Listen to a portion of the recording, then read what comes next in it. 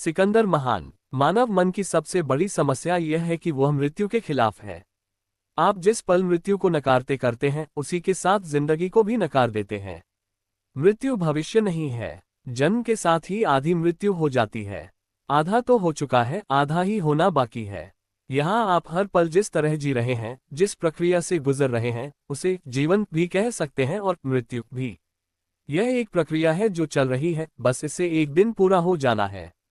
लेकिन मृत्यु शब्द ही लोगों को बहुत डरा देता है। उसने पूछा, लोग कहते हैं कि भारत में योगी हजारों साल तक जीवित रहते हैं। वे अमरत्व पा चुके हैं। क्या तुम मुझे अमरता सिखा सकते हो? उसके बदले तुम जो चाहो मैं तुम्हें दे सकता हूँ। योगी ने पूछा, तुम्हारे पास क्या है? सिर्फ इसलिए क्योंकि लोग उसके बारे में गलत फहमी के शिकार होते हैं। प्राचीन काल से ही अमरता की कल्पना हमेशा लोगों को लुभाती रही है। संपन्न और प्रभावशाली लोगों को किसी चीज की कमी नहीं थी, बस वे जिंदगी नहीं जी पाए। इसलिए स्वाभाविक रूप से उन्हें अमरता की चाहत थी। धरती का हर राजा, हर शक्तिशाली व्यक्ति किसी न किसी तरह अमर होना चाहता था। अगर आप वाकई किसी को श्राप देना चाहते हैं तो उनकी मृत्यु की कामना मत कीजिए, उनकी अंतहीन जिंदगी की कामना कीजिए। ये किसी के लिए भी सबसे बुरा श्राप होगा। आप कह सकते हैं, अरे ऐसा क्यों? अभी मेरी जिंदगी बहुत सुंदर है। चाहे वह कितनी भी सुंदर क्यों ना हो, ये घटित होना ही है। आपने सिकंदर महान का नाम सुना होगा। सिकंदर अपने अहंकार के चरम पर था। इस दुनिया में सबसे अहंकारी लोगों को महान बताया गया है। आप जितने अहंकारी होते हैं, जीवन प्रक्रिया के उतने ही विरोध में होते हैं। जो भी सबसे ज्यादा टकराव पैदा करता है वह धरती का महानतम व्यक्ति होता है। क्या आज भी ऐसा नहीं होता? जो लोग आराम से गुजर जाते हैं उनके बारे में कोई नहीं जानता। सिकंदर की कहानी अगर आप मुड़कर देखें तो दुनिया में हर कोई, अगर वह तीसरी चौथी कक्षा तक भी स्कूल गया होगा, वह सिकंदर के बारे में जानता होगा। लेकिन गौतम बुद्ध के बारे में कितने लोगों ने सुना है, या किसी और ऐसे व्यक्ति के बारे में जिसने मानव जाति की भलाई के लिए बहुत काम किया हो? गौतम कम से कम इतिहास की किताबों में फुटनोट में मिल जाते हैं, इसलिए नहीं कि वह बुद्ध थे, बल्कि इसलिए कि वह एक राजा थे और उन्होंने अपना राज्य और धन दौलत त्याग दिया था।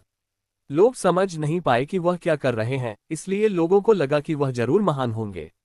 उनकी महानता राज्य त्यागने में नहीं है। ये सभी रत्न और सोना सिर्फ मिट्टी है। तुमने पता नहीं क्यों इसे इतना कीमती समझ लिया है। तुमने उस मिट्टी की कीमत नहीं समझी जिस पर तुम चलते हो, जो तुम्हें रोजाना भोजन देती है। लेकिन एक पत्थर जिसे तुम हीरा कहते हो, जो किसी काम का नहीं है, वह बहुत कीमती हो गया है। उनकी महानता उनके मौन में है, उनकी महानता उनकी ध्यानमग्नता में है, उनकी महानता उनकी करुणा में है।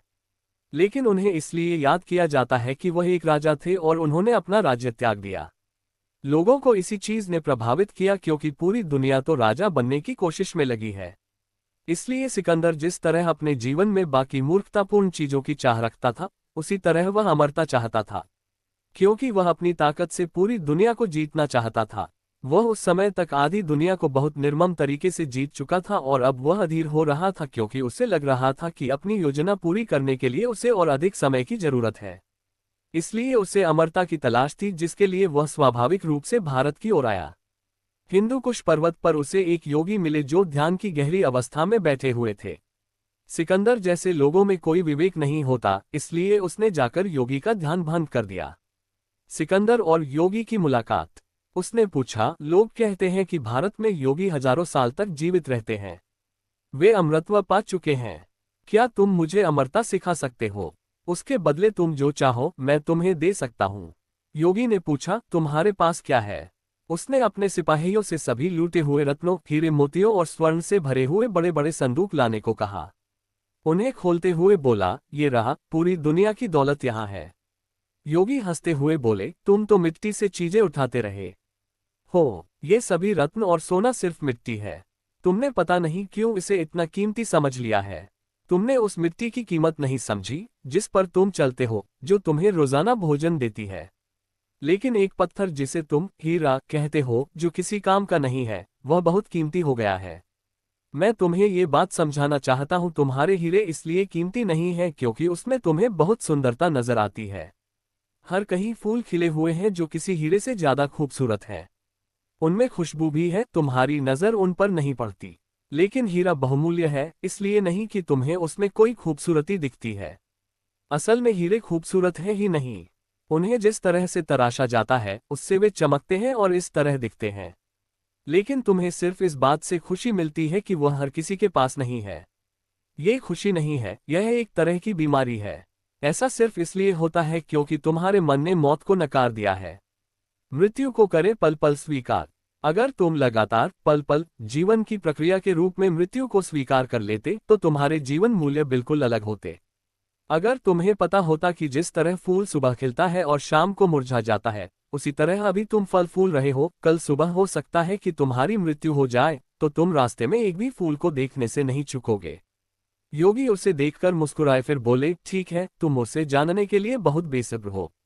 देखो, यहाँ पर एक जंगल है, इस दिशा में जाओ। उन्होंने जंगल की ओर जाने का रास्ता बताया। तुम किसी ऐसी चीज को नहीं भूलोगे जो जीवन के लिए महत्वपूर्ण है। तुम्हारे दिमाग में कहीं ये बात है कि तुम हमेशा यहाँ रहोगे, इसलिए तुम सभी गलत चीजों की कद्र करते हो। जो भी जीवन है तुम उसकी परवाह नहीं करते क्योंकि तुमने मृत्यु को नकार दिया है। जीवन और मृत्यु की प्रक्रिया अलग अलग नहीं है, वे गहराई से एक दूसरे में गुथे हुए हैं। कोई उन्हें अलग नहीं कर सकता। यह आपकी हर सांस में है, सांस लेना जीवन है, सांस छोड़ना मृत्यु है। ये हर पल आपके साथ हो रहा है। योगी ने दिए सिकंदर को निर्देश। खैर, जब सिकंदर ने योगी को अपना सारा खजाना दिखाया तो योगी हंसने लगे, तुम इसे खजाना कहते हो? नीचे से उठाया हुआ ये कूड़ा करकट किसी काम का नहीं है। तुम इसे खा नहीं सकते, तुम इससे कुछ नहीं कर सकते, लेकिन इसे खजाना मानकर धोते रहते हो। फिर सिकंदर बोला, कोई बात नहीं। वह गुफा में घुसा और जलकुंड से पानी अपने हाथ में लेकर पीने ही वाला था कि कुंड के दूसरी ओर बैठा एक कौवा बोला, अरे रुको सिकंदर महान मूर्ख, रुको।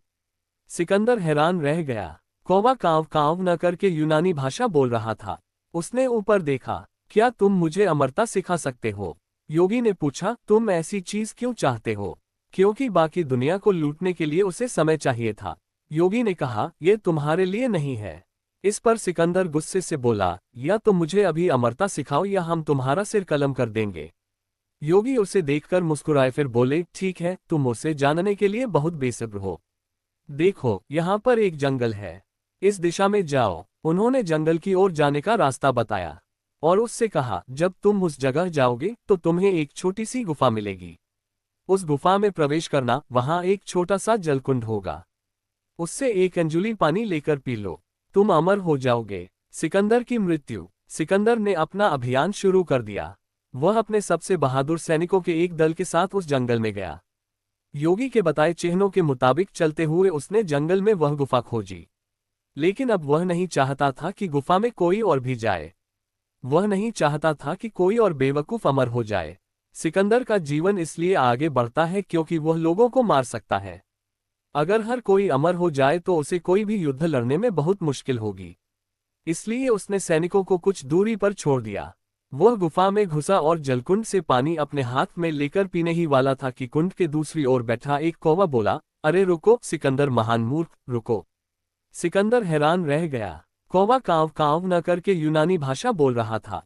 उसने ऊपर देखा। कौवा बोला, देखो, मैंने अमरता के इस कुंड से पानी पिया और मैं पता नहीं कब से यहाँ बैठा हुआ हूँ। मैं हजारों साल से यहाँ बैठा हुआ हूँ, समझ में नहीं आता कि मैं क्या करूँ। मैंने जीवन में सब कुछ देख लिया है, अब यहाँ बैठा हुआ हूँ। चाहे जो भी कर लूँ, मैं मर नहीं सकता, आत्महत्या तक नहीं कर सकता। मैं चिरकाल से यहाँ बैठा हुआ हूँ। क्या तुम वाकई यही चाहते हो? कृपया पानी पीने से पहले एक बार सोच लो। मैंने इस कुंड का पानी पीने की गलती की। तुम पीने से पहले एक बार सोच लो। सिकंदर और कौवा की कहानी। वह कांपता हुआ वहीं खड़ा रहा। उसने कल्पना की कि 10,000 साल बाद भी वह इसी धरती पर रहेगा, वही बेवकूफाना चीजें करने की कोशिश करता रहेगा। वह नजारा कैसा होगा? उसे बात समझ आ गई। वह धीरे से वापस लौट पड़ा और कुंड से पानी नहीं पिया, वरना हमें आज भी सिकंदर को झेलना पड़ता। क्या ये खुशी की बात नहीं है कि वे सब लोग मर गए? क्या यह अच्छा नहीं है कि जो लोग मर चुके हैं वो मर चुके हैं? आप कहेंगे, नहीं नहीं, मेरे पिता तो बहुत अच्छे आदमी थे। अगर वह बहुत लंबे समय तक जीवित रहते तो उन्हें झेलना भी मुश्किल हो जाता। उन्हें अपना जीवन जीकर चले जाना चाहिए, यही अच्छा होगा। मृत्यु पर कोई शिक्षा नहीं दी जाती, इसलिए नश्वरता या मृत्यु कोई अभिशाप नहीं है, ये सबसे बड़ा वरदान है। आप सिर्फ कल्पना करें कि आप मर नहीं सकते। आप जो भी कर लें, आप मर नहीं सकते। फिर देखिए कि वह कितना बड़ा अभिशाप होगा। जो व्यक्ति आपको प्रिय है, आप उस व्यक्ति को मरते हुए नहीं देखना चाहते, यह मैं समझता हूँ। लेकिन आप खुद नहीं मरना चाहते, यह एक अभिशाप है। आपको जरूर मरना चाहिए, यह एक बहुत गरिमापूर्ण चीज है। लेकिन इस दिशा में किसी तरह की कोई शिक्षा उपलब्ध नहीं है। हम इस तरह जीते हैं मानो मृत्यु शब्द का उच्चारण करना भी वर्जित हो। मृत्यु की आपने एक तरीके से सिर्फ कल्पना की है। आप उसके बारे में कुछ नहीं जानते, आपने बस तरह तरह की कल्पनाएं की और उसके खिलाफ हो गए।